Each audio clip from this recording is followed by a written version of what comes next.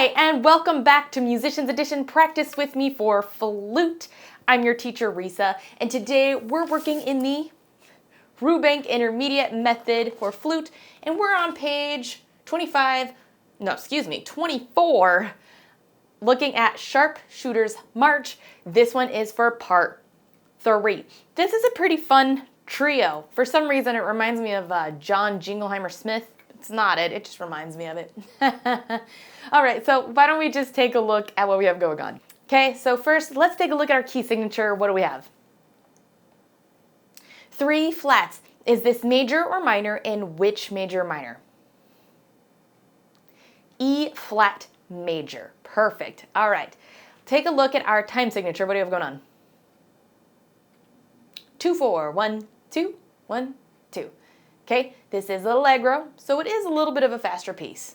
All right, let's take a look, see if we have any accidentals. Remember, this is part 3, or if we have any complicated rhythms, you might want to take a look at ahead. So let's take a look.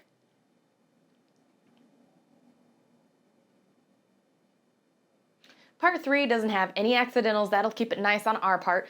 And the only thing that might be tricky with some rhythms is maybe towards the first, second ending, but they're nothing real complicated. This is just going to be an overall fun piece. So why don't we just sight read it together? Let's just play it from beginning to end. Since we did mention there's a first and second repeat, that means we do have a repeat. Real quick, where does that repeat take us to?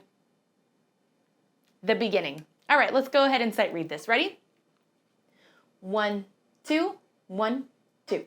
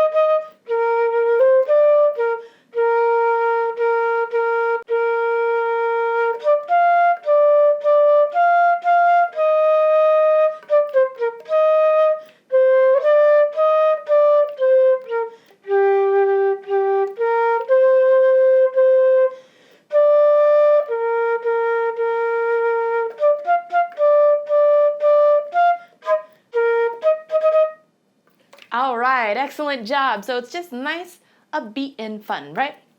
So some areas, it can be a little challenging looking at line 2, 4th measure. It's that half note slurred over with the 8th.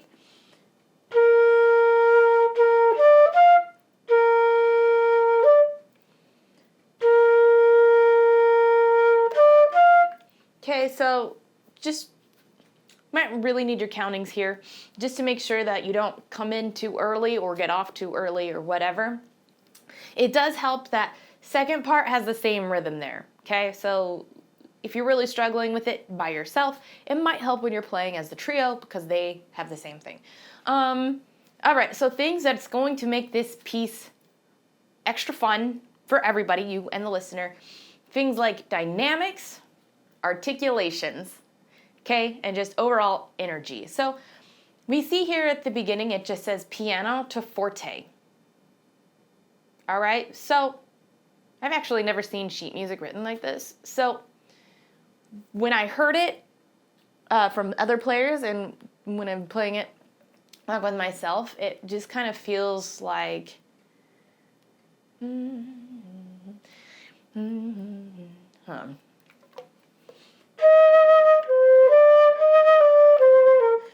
You kind of have to just put your own kind of dynamics with it, and once again, it'll help with the group. So the way I was playing it was like starting loud, soft, loud, loud, soft, soft, or working my way down, okay?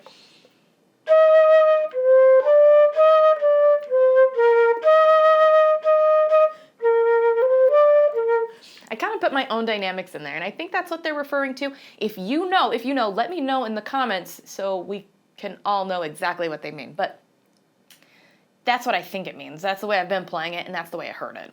So I'm assuming that's just what that means. The only actual dynamic markings that we do have is the second line. What is that? Second, 1, 2, 3, 4, 5. We have a crescendo marked in. It doesn't state whether we're going piano to forte, but maybe that's what it is since we have piano to forte marked in. And then towards the bottom here, we have another crescendo also. So you kind of have to just go with feeling here. Just add dynamics where it feels appropriate, and then, with the rest of the group, it'll kind of like fall in place. With our articulations, notice where we have the accents. Da, da, da, da, da. Da, da, da, da, right? So make sure you accent those. We do have those staccatos.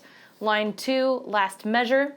Also take note that during this part 1 and part 2, stop on our first note and we will be exposed. Don't let that freak you out. You will be playing alone, all right? So it helps to know that mentally, so when you're playing, you're not like, where'd the rest of the group go? Why'd they stop? You only have that part. So keep that in mind. Okay? All right, so let's go ahead and do it again. Let's slow it down so we can really concentrate on articulations, slur where it's marked, accent, get all those in, okay? And let's really put in vibratos where it feels necessary, so where things are a little bit longer, and let's add in dynamics too, okay? Once again, this is, right now, be creative with it. Put the dynamics in where you feel is appropriate. All right, ready? 1, 2, 1, 2.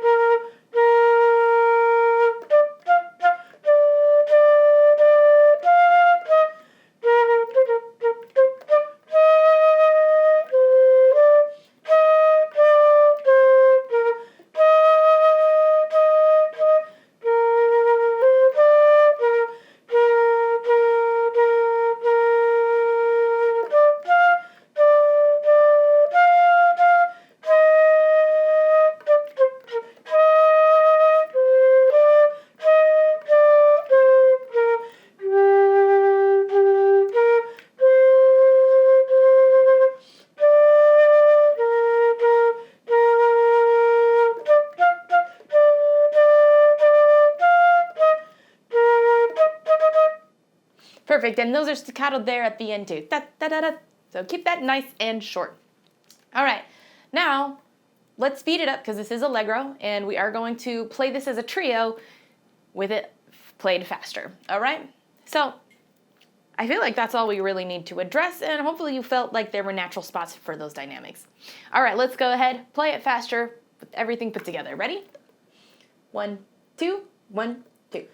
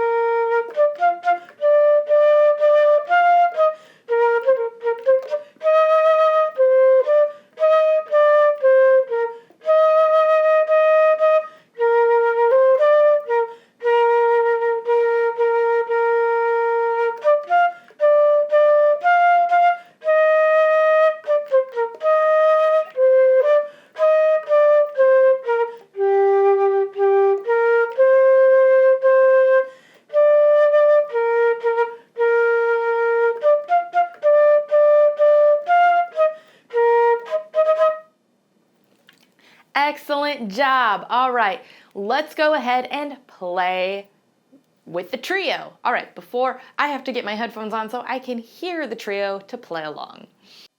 All right, here we go. 1, 2, 1, 2.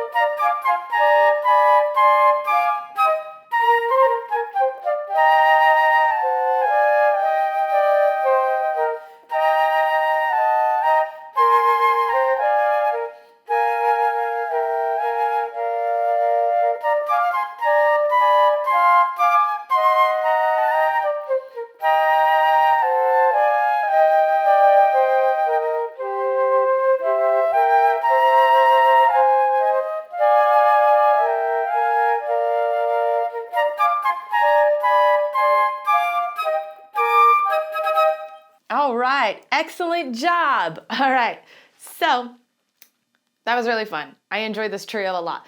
Next time, we'll be learning part 2.